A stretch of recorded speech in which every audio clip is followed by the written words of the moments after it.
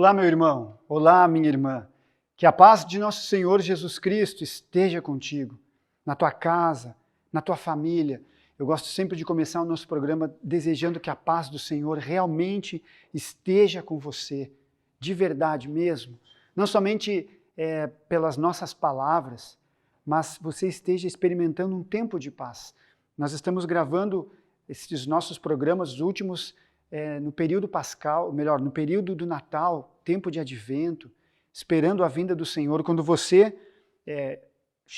estiver acompanhando o programa, nós já teremos passado o Natal, nós já teremos vivenciado a noite feliz, o nascimento do Senhor, e nós esperamos, não somente eu, mas todo mundo que está aqui no estúdio, toda a equipe que trabalha, desejamos mesmo que ele tenha nascido no seu coração, como nasceu no coração da Virgem Maria.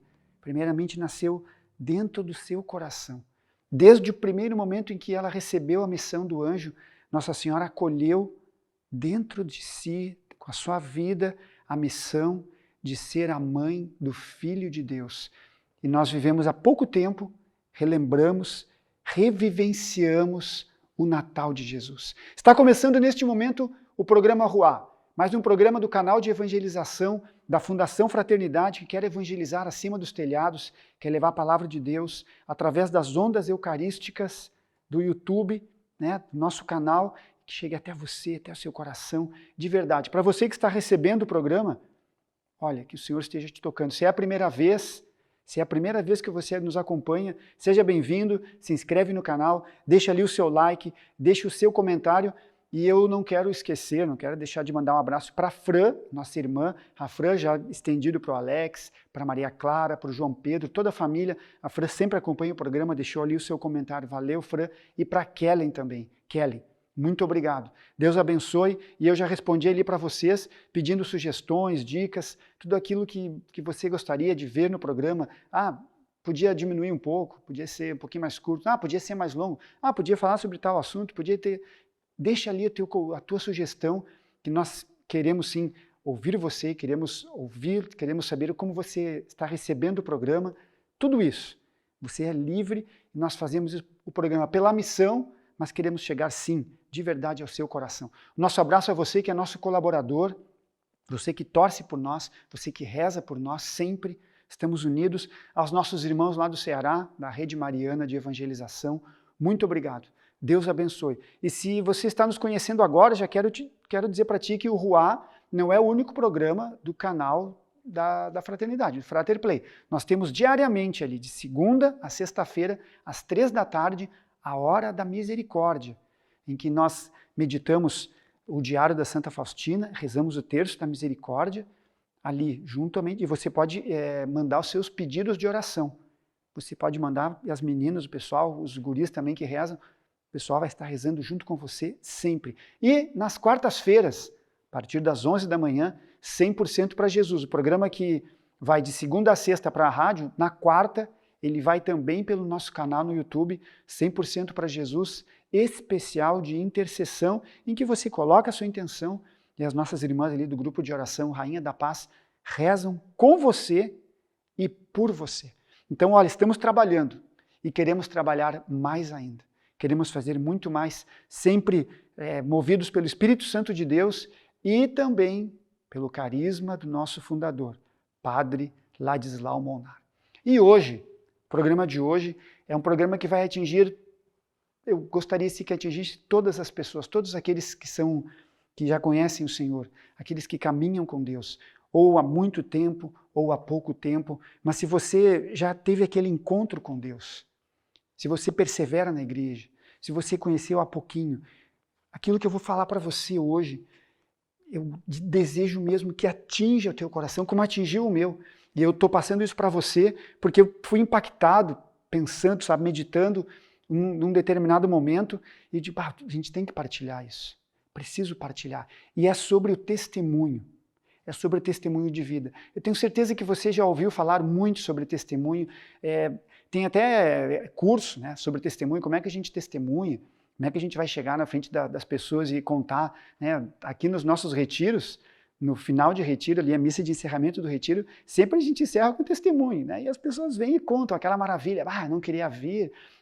O retiro de jovens, que eu trabalhei muito, a gurizada, não, eu vim aqui para fazer amigos, eu vim aqui para bagunçar e tal, e daí teve aquele momento na capela, e aí a pessoa já conta, daqui a pouco já chora, e os adultos também, olha, muito tempo que eu estava afastado da igreja e voltei, enfim, testemunhar, contar aquilo que aconteceu conosco.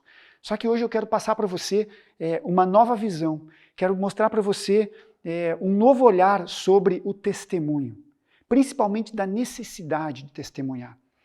Se você conhece um pouquinho de futebol, e o nosso diretor está aqui conosco, nos acompanhando, o Paulo, já há um tempão, eu vou dizer para você alguns termos, por exemplo, ponta direita, centro médio, quarto zagueiro, zagueiro central.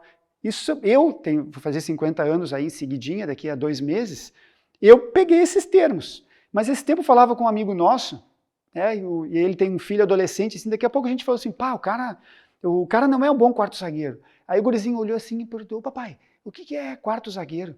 Não conhece.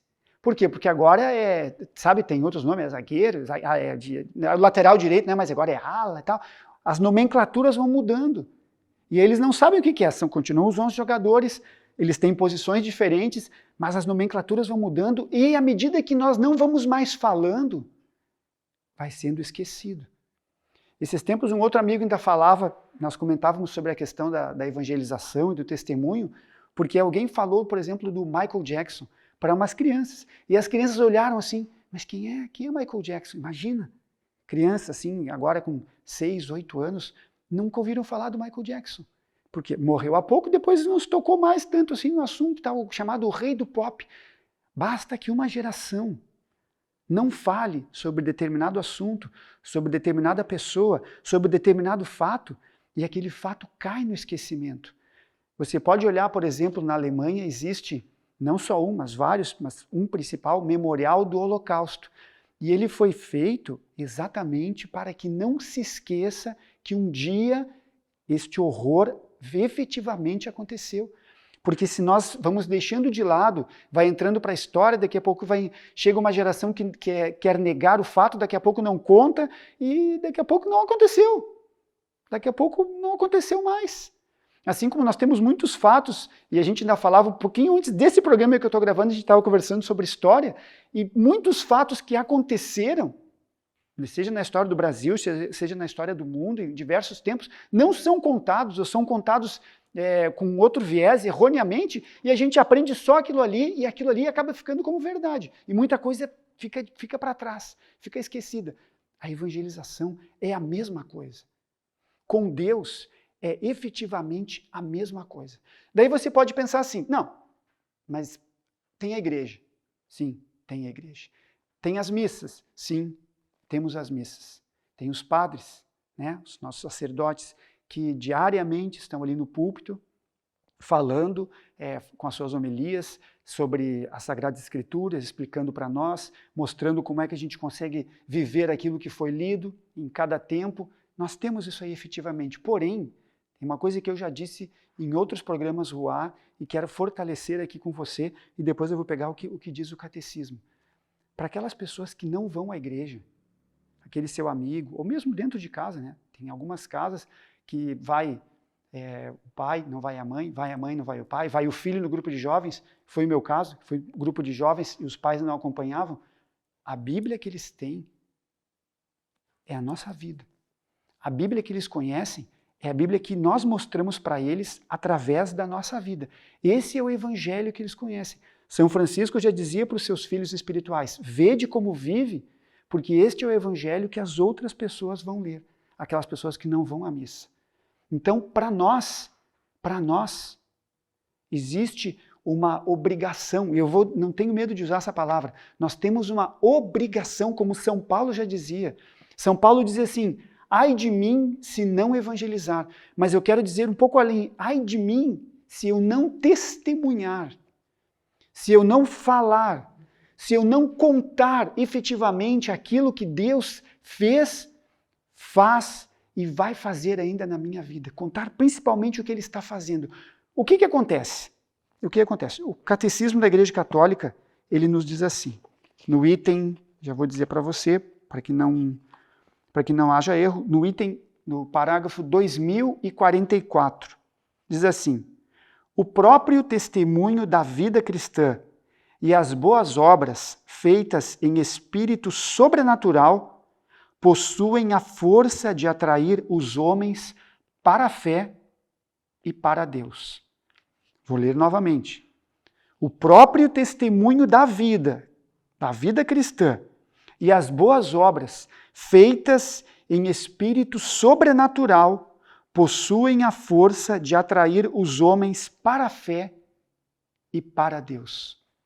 Olha a força do testemunho. Você já deve ter ouvido uma frase muito corriqueira no nosso meio, né? Palavras comovem, mas é o testemunho que arrasta. E aqui está a comprovação disso. Pois bem, o que acontece? Nós conhecemos o Senhor, né? Vou contar rapidamente o que aconteceu comigo. Eu morava bem pertinho da paróquia São Martinho, que é a nossa paróquia, mas bem pertinho, assim, da minha casa até a igreja caminhava 3, 4 quadras e não precisava nem atravessar a rua, pertencia à mesma quadra, assim.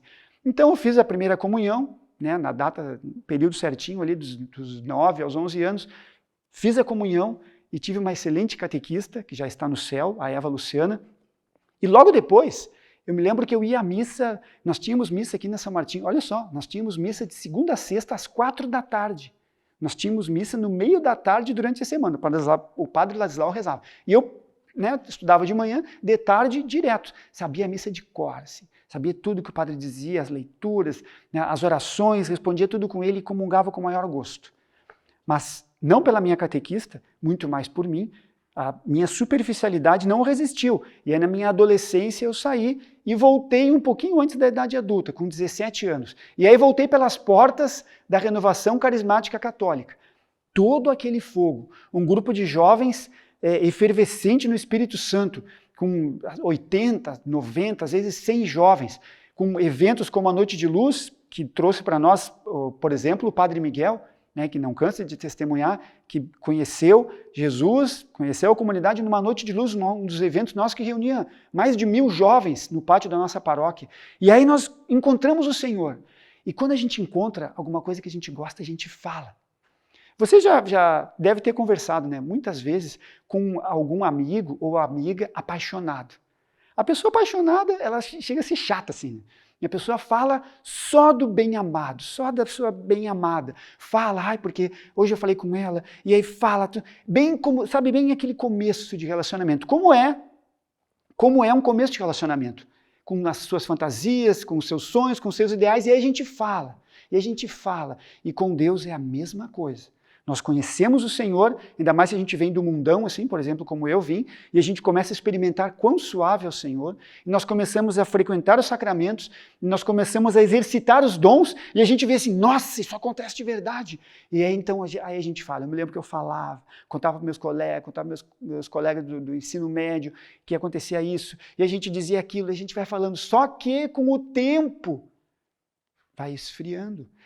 Exatamente por isso que um casamento, as núpcias, elas muitas vezes são comparadas ao nosso amor de igreja com o Cordeiro. O Cordeiro, o Espírito e a esposa dizem, vem Senhor Jesus. Porque assim como um casal, ele passa por aquela fase da paixão em que fala só isso, quando casa, todas aquelas qualidades que antes eram exaltadas, às vezes elas somem, às vezes elas vão diminuindo e os defeitos começam a aflorar e daí já não começa, sabe, já vai sendo aquela coisa, já não se fala mais tanto com uma alegria, já começa a se falar mais dos defeitos, né, com os amigos, então nem se fala mais e o nosso relacionamento com Deus vai ficando muito parecido, não por Ele, mas por nós.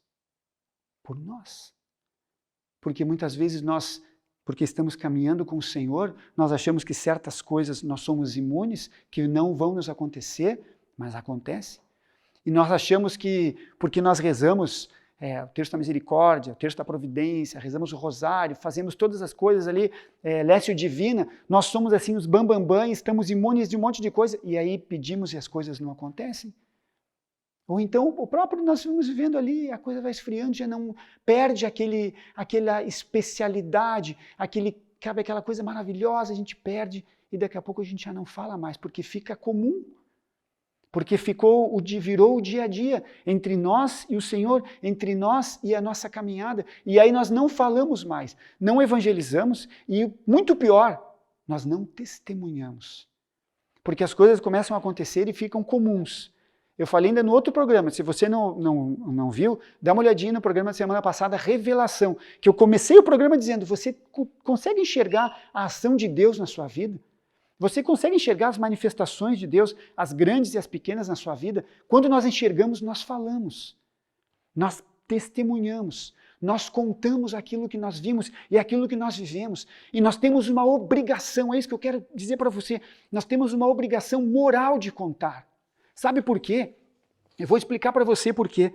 Nenhum de nós, aliás, depois da ascensão do Senhor, Jesus morreu, foi crucificado, morto, ressuscitou, ficou mais um tempo com os seus discípulos, depois ele subiu aos céus. Desde que Jesus subiu aos céus, ninguém mais viu o Senhor, a não ser aqueles santos místicos, como por exemplo, Santa Faustina, em que nós temos o quadro da Divina Misericórdia. Tirando esses santos que tiveram a experiência mística da visão beatífica do Senhor, ninguém mais viu a Deus. Mas nós vivemos hoje a fé. Por quê? É isso que nós precisamos entender.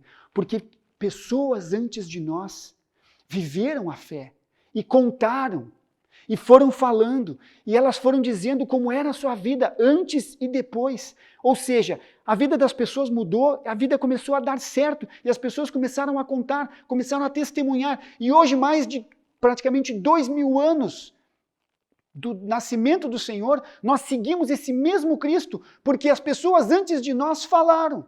Por isso que nós temos uma obrigação moral de falar aquilo que nós vivemos. Aquilo que nós experimentamos, a gente precisa falar. A gente precisa contar. E nós precisamos perseverar. Porque é um grande testemunho nós ficarmos 10, 15, 20, 30, 40 anos vivenciando as coisas da igreja, seja no seu ministério catequético, seja na pregação, seja em alguma direção, ou mesmo frequentando apenas os sacramentos e cuidando da sua casa, da sua igreja doméstica, mas perseverando nas coisas de Deus, perseverando na doutrina dos apóstolos. Este é um maior testemunho que nós podemos dar, mas nós precisamos dar, precisamos falar. É alguma coisa que tem que sair de dentro, porque se aqueles que vieram antes de nós não tivessem falado, uma geração que não fale teria sumido a fé. Claro que Deus, porque nós estamos debaixo da profecia, que as portas do inferno não prevalecerão contra ela. Nós estamos debaixo dessa profecia, a igreja de Deus não vai sumir, mas que não seja a nossa geração, aquela geração que não fala, aquela geração que não testemunha, aquela geração que não conta. Então hoje, no tempo que você estiver acompanhando o programa, eu quero lhe convidar assim de verdade a olhar, procurar enxergar assim aquilo que Deus faz e contar para as pessoas. Contar e viver de uma forma que as pessoas consigam enxergar na sua vida, na minha vida, Deus. Este é o principal testemunho. O nosso arcebispo emérito, Dom Tadeu Grings, que tanto amou a nossa comunidade, tantas vezes nas visitas pastorais, ou quando ele veio ministrar o sacramento do crisma, ou alguma outra visita, tantas vezes ele veio. Uma vez ele contou uma história que é fantástica. Ele dizia assim que tinha um determinado lugar, assim, um garimpo, e muitas pessoas ali procurando pedras preciosas, fazendo toda aquela função, e no final do expediente, 2 amigos encontraram, assim, e eles viram que eles tinham encontrado, assim, uma jazida, não era uma coisinha pequena, encontraram, e eles sabiam que se eles continuassem garimpando, ia ter mais coisa, mas já estava escurecendo, eles não podiam mais garimpar, tinham que voltar, para o descanso deles, mas combinaram, olha, não vamos falar para ninguém. Não vamos contar para ninguém isso aqui, porque senão vai encher. Foram e tal. No outro dia de manhã, eles foram para o lugar que eles tinham encontrado e todas as pessoas seguiram os 2. Todas as pessoas seguiram os 2. E quase que eles discutiram assim, Dom Tadeu contando, né? Quase que eles discutiram, mas a gente combinou de não falar para quem tu falou. Não falei para ninguém, eu passei contigo o tempo todo. Mas então, como é que eles sabem? Aí foram saber. Tudo bem, nós encontramos, mas como é que você sabe quem é que falou para vocês? Daí as outras pessoas disseram, ninguém precisou falar. Nós vimos na expressão de vocês, no olhar de vocês, no jeito como vocês conversavam, que vocês já tinham encontrado alguma coisa especial, alguma coisa diferente. E aí o dom da Deus falou para nós assim na São Martinho, assim deve ser a nossa vida cristã. Se você é tímido, se você acha que precisa ter teologia, ter o dom da palavra para falar, tem vergonha de se manifestar, você nem precisa fazer isso. Basta que a sua vida, basta que a forma que você trate as pessoas, basta que o seu olhar seja um olhar sincero, autêntico, as suas palavras sejam carregadas de verdade, os seus gestos sejam carregados de amor, porque é no amor que todos reconhecerão que vós sois os meus discípulos. Jesus disse isso na última ceia. No seu último encontro ele falou isso. Nós não vamos ser reconhecidos, eu gosto muito de falar, nós não vamos ser reconhecidos por uma bela pregação, nós não vamos ser reconhecidos se a gente vai curar os doentes, vai entrar no hospital de quarto em quarto, impondo as mãos, levantando os doentes. Não, não é isso. Jesus não disse isso. É no amor, no amor. Por isso que nos Atos dos Apóstolos a gente encontra as pessoas vendo os apóstolos conviverem e elas diziam assim, vede como eles se amam. Então nós temos esta obrigação, nós temos sim, temos verdadeiramente a obrigação de levar Deus para as pessoas e que a nossa vida seja um verdadeiro testemunho de quem achou a pedra, quem achou a pérola preciosa. Talvez, eu digo de verdade, não estou falando assim para agradar quem é tímido ou quem não gosta de falar, não, não é isso, mas de verdade, aquela pessoa que tem Deus efetivamente no seu coração e que coloca mesmo Deus no comando da sua vida, coloca a sua vida aos pés do Senhor e sabe, e tem aquela certeza interior de que está certo, que está no caminho certo. A gente transmite isso com os olhos, a gente transmite isso com o som das nossas palavras. E nós temos esta obrigação, é isso, nós precisamos viver assim. Se você é um cristão, tem as suas dificuldades, tem os seus problemas, eu vou te convidar sim, sabe? Pede para alguém rezar por você, procure ajuda espiritual com o seu sacerdote, mas, sabe, não fique assim amuado, não fique assim vivendo de uma forma que, sabe, com azedume, porque isso não combina com o cristão. Não combina. Não quer dizer que você tem que estar sempre sorrindo, para lá, para cá, não é isso. Não é isso. Mas o azedume da vida não combina conosco. Nós temos as nossas dores, nós temos as nossas dificuldades, e nós devemos olhar para o Senhor, que é ali carregando a cruz, esmagado pelo peso da cruz, depois de ter passado uma noite naquele julgamento horrível, ter sido flagelado, coroado de espinhos, abandonado, ele olha para aquelas mulheres em Jerusalém e ele diz assim para elas, não chorem por mim, chorem por vós mesmas. Esta capacidade de conseguir olhar além daquilo que está acontecendo e tirar daquilo ali uma palavra que vai levantar, uma palavra que vai fazer a diferença na vida das pessoas. Isso nós temos, porque nós somos seguidores de Jesus Cristo, o Nazareno, morto e ressuscitado. A nossa vida tem que manifestar a ressurreição do Senhor. Tem que manifestar essa ressurreição. Nós temos esta obrigação, não quero cansar de dizer isso, exatamente porque nós cremos hoje, porque outras pessoas manifestaram essa ressurreição, as outras pessoas tiveram uma vida que, vou dizer assim, bem entre aspas, uma vida que deu certo sendo de Deus. É uma vida que deu certo sendo do Senhor. É uma vida que deu certo frequentando sacramentos, indo à igreja, indo à Santa Missa, comungando, tentando se configurar ao Senhor. Esta vida que dá certo, as pessoas enxergam. E aquilo que o catecismo disse aqui, tem a força sobrenatural de atrair para a fé e para Deus. E o catecismo continua dizendo assim, ó, o dever dos cristãos, no item do parágrafo 2472, o dever dos cristãos de tomar parte na vida da igreja os leva a agir como testemunhas do Evangelho e das obrigações dele decorrentes. Esse testemunho é transmissão da fé em palavras e atos.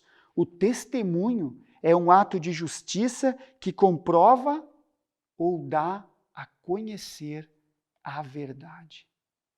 Esta é a nossa missão. Esta é a nossa vida.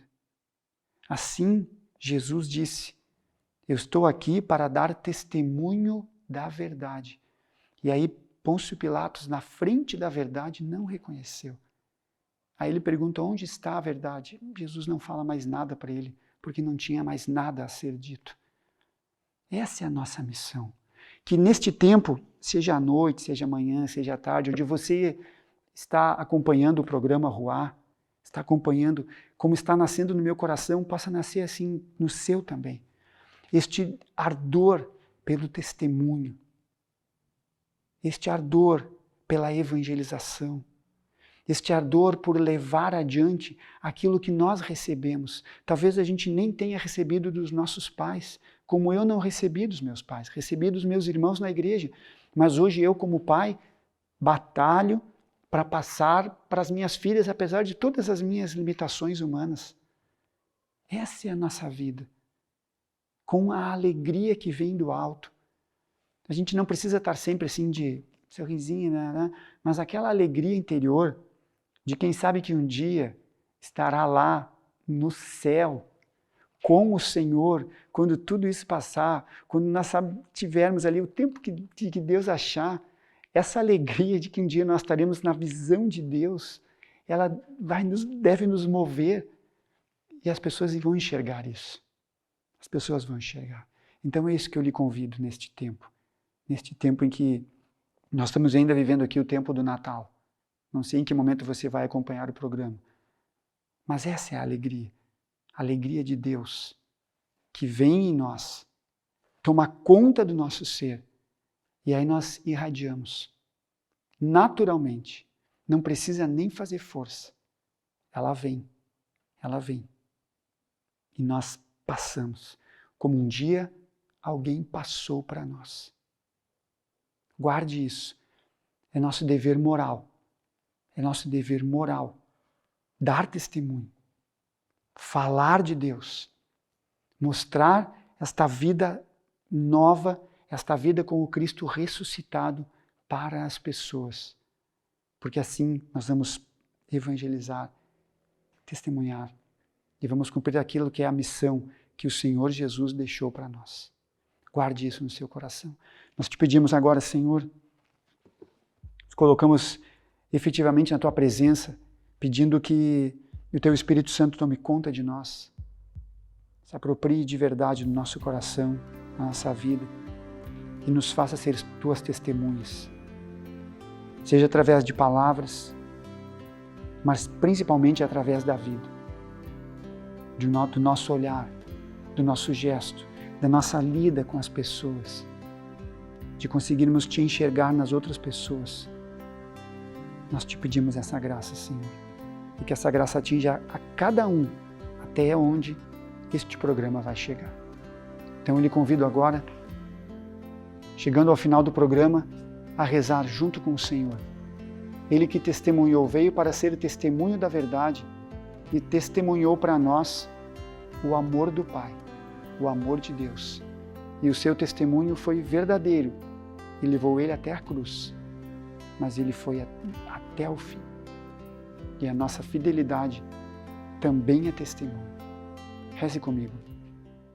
Meu Deus, eu creio, adoro, espero e amo-vos.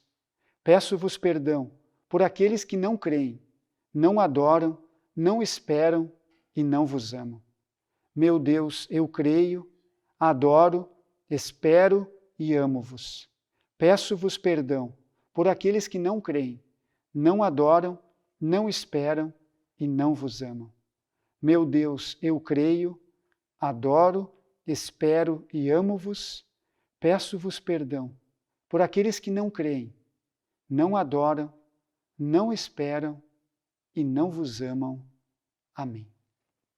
Muito obrigado, meu irmão, muito obrigado, minha irmã, para você que vai compartilhar esse programa com os seus amigos, com os seus irmãos na fé, por alguma coisa que foi aqui falada, que você acha que pode tocar o coração de alguém, pode fazer diferença na vida de alguém, eu te agradeço. Compartilha mesmo, assim, de verdade, para que, sabe, esse ardor de evangelização, de testemunhar, possa atingir mais e mais pessoas. Obrigado para você que é nosso colaborador fraterno. Obrigado para você que reza por nós. Você que torce. Desde ali já fez algum retiro conosco. Já nos conhece há um tempão, está ali firme. Muito obrigado. Deus abençoe ricamente, de verdade. E que o seu Natal tenha sido um santo Natal na presença do Senhor. E até a semana que vem, se assim Deus quiser e permitir, em nome do Pai, do Filho e do Espírito Santo. Amém.